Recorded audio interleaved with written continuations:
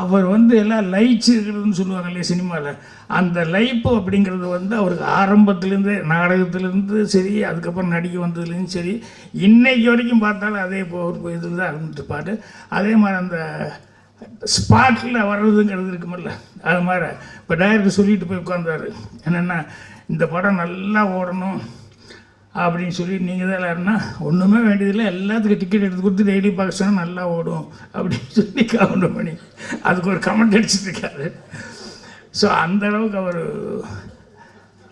கவுண்டமணி அவர்கள் நாங்கள்லாம் ஒரே ரூமில் இருந்தோம் அப்படிங்கிறது, இன்னும் சினிமாவில் இருந்துருக்கோம் அப்படிங்கிறது ரொம்ப ரொம்ப சந்தோஷமாக இருக்குது.